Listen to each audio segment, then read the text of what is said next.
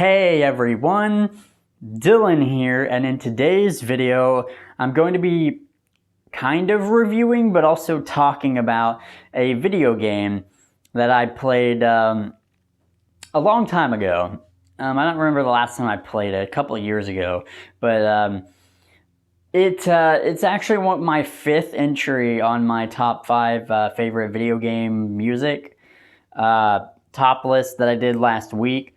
And I decided to talk about it because I don't know how many people will know about it, so I wanted to expand on it and talk about it more. But the video game is called, I believe, this is a full title, Legend of Legaia 2 Duel Saga.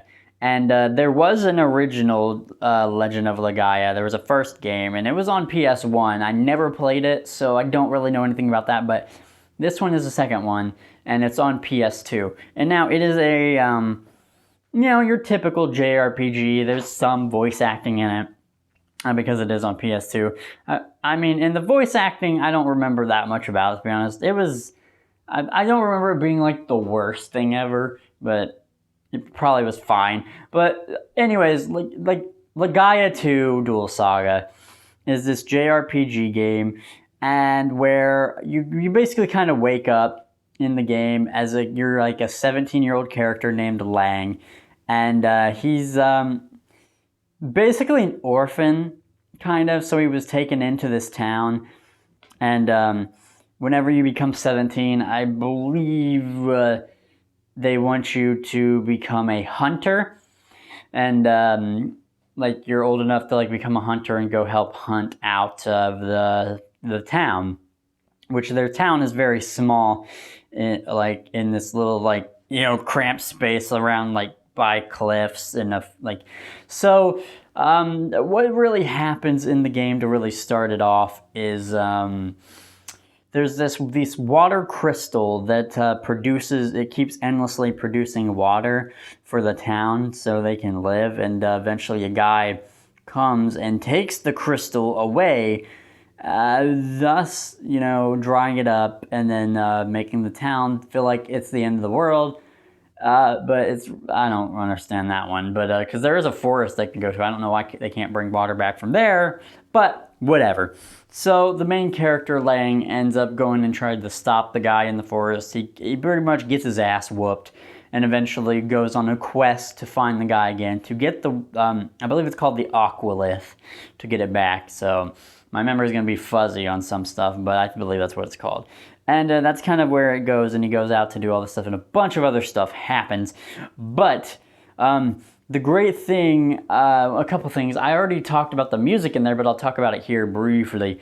Legaia 2's soundtrack is really good. I really like it. Just the title screen soundtrack is really nice. The town's, soundtrack is good. The forest is good. Like, everything is good and works good, and there are some that are particularly good. The boss battle themes are decent. The normal fight theme could be better. It's okay, but I just wanted to briefly talk about that. So the thing that I really love about this game is actually the battle system, and it has a lot of different elements to it. So the battle system, it's going to be hard not to spoil some things, because I want people to play it. It's a PS2 game, so if you still have a PS2, it might be difficult to play it if you don't have one, of course. Maybe one day they'll put it on like PlayStation Now or something, but until then, that's the only way I know. Or maybe you could find it and emulate it. I don't know. But the battle system actually is, it's a JRPG system, so you typically have in your fights, you have multiple enemies and you have like your party, and you only have 3 party members at a time. There can be more than 3 enemies at a time, I believe. But you can only have 3 party members at a time. And the battle system is turn-based, but it's not the typical turn-based that you are used to. So, in the normal commands, I don't exactly remember all the commands, but of course, I believe there is, of course, flee or run away, sort of a command like that. There's an item command where you can use items. And then you have your fight command There might be another command that I'm not thinking of. Like I know that actually one thing you can do, well, I'll get into that. You can actually automate things to where you're like, your party members and stuff do stuff automatically without you having to do inputs. You can set them to kind of this auto and choose which tactics they use. That is one thing. I've never used it because I always like doing things myself, but that is something else that is a thing. But no, to get to the battle system basically has these inputs, these up, down, left, and right arrows that you choose. You pretty much just do it with your control pad. You go up, left, down, right, and like you have these blocks. They're called art blocks. And you start with like 2 in the beginning to where like if you just like do like any direction, you just kind of do like basic slashes like with it. You can't really do anything. But when after your first fight, you level up and get a 3rd art block, and you have 3 of them, which just like that means you can put up to 3 inputs, like directional inputs. And with having 3, it lets you be able to do arts. And normal arts, basically, like, for instance, I think up, down, up, like, is an art. I think it's like Hawk Strike or something, Hawk Stroke or something like that. And so you basically put these different inputs in to do different attacks. They give you 2 to start with, like like you are with this guy that you're like fighting with, and he teaches you 2 arts. But after that, you pretty much can play the guessing game and unlock them on your own, look them up yourself. There are some ways to find some in the game itself. And then that's kind of how you start to fight. But I'm going to go into it even deeper. I'm going to spoil some stuff, but not only are there normal arts, but in the battle system, like below the blocks, because you have 3, and eventually through level ups, you gain more and more. But below it is this big, like, long white bar. Well, it's not white, but yeah, it's kind of white, and it's filled up and it has 100. And there are things called super arts, which he teaches you one, and it's like left, right, left, I think, or some combination. It's called like Sandstorm, I believe. And these super arts do, of course, more damage, but they take AP, which is it's an AP bar. And so I believe the first one takes like 20 AP to do or something like that. So those cost, action points to do that. And then your normal arts that you do will have a little number, which how much AP you gain from doing them. So you kind of do that balancing act sort of thing. And again, you do over time leveling up, gain more art blocks, and there are 4 art like command attacks. And once you get like up to like 6, there's actually a cool thing you can do. If you have one art where the button command ends in an up, and then you have another that starts in an up, you can actually use that last one as a substitute for it, giving you even like, instead of making it have like 3 art blocks, say like the thing's up, down, up, and then you want to do another up, down, up. Well, that last one, since it's up, it cancels it out, so it doesn't cost you anything, and then so it only costs you like 2 art blocks. And then you could see with that, you can really like get really creative with all the different combinations and how long you can string your attacks together. And it's really fun and interesting, and it's different from any other, battle system I've ever seen. And so it's really fun. There are also even more powerful arts later on past super arts that you can't just enter commands and learn. You have to learn them through like scrolls and stuff, and those are called hyper arts. And you will get into it later. I'm trying to decide how much I want to spoil here. But there's a lot more. There's even more arts than that past hyper arts. So I'll just stop there. 'Cause there's even more arts and different battle things that you can get into. So I'll just end off with just that for that. So that can be really cool. And throughout the actual game, so there are different game mechanics as well. So later on, eventually, you'll be able to have these little spots where you can camp, and it's really cool because it'll have like a tent. You'll have your characters and your party all surrounded by a fire, and you'll have all these different commands you can do. You can cook, make different recipes.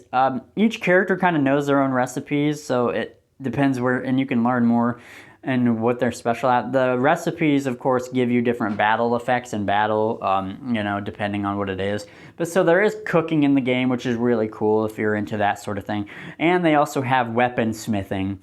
To where you can, from monsters, from battle, some of the things you drop in the game, you have like gold, I believe, or it's gold. I don't remember the exact name for it, but I think it's probably just gold. And that's your currency. But you also get item material drops. And with these materials, you can sell them for a profit, depending on how some sell for like a lot. Or you can hold on to them and use them for smithing. So you say you have your sword or your weapon.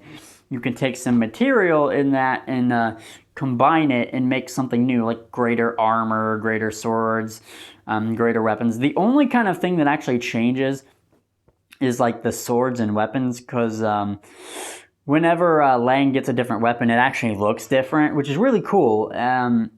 And so, but actual armor and stuff does not change for how it actually looks, but just throwing that out there. But yeah, so they have weapon customization, and also while you're in the fire, like you can actually chat with your other party members and, you know, get more dialogue between them, which, you know, like it doesn't, there's no what's the word? Like there's no affinity system or anything where you can like get like closer to a character, but you still get more from them and more interaction from doing these, like being in the fire pit and talking. And I really love it. I think it's really cool. The music is nice and relaxing that's playing in the fire thing. And this is just a cool mechanic, as well as the battle system. Also, beyond that, there are certain weapon shops that you can go to smith as well. And there is, of course, later on in the game, a guild, or kind of like a mercenary guild type thing, where you can go and do different quests to get different items and slay monsters. So there's that for side quests and stuff. So it's packed full of a bunch of different stuff, and the battle system's great. They have a few different characters. I'm not really going to explain the characters all that much, because Lang is like your standard average, you know, protagonist kind of like character. So that's it. You end up getting some other party members that are like all right, but they're good. And like I said, the music's good. All the music fits all the areas nicely. There are some pretty cool areas in the game that you would expect and all that. There are also how do I say this without spoiling it? There are mechanics on like the field, like when you're walking through an area where you get through obstacles. So there is that, like characters will use different things that they have. I don't want to misrepresent that, to where they like can get past a boulder, they can get past like higher vantage points. So that's a good way of explaining it without spoiling it. But it's really cool. So like there's different things, and like I said, different things that you can do, and all in all, it's a really good JRPG series that I really love. Like I said, the battle system is unlike anything I've ever seen before.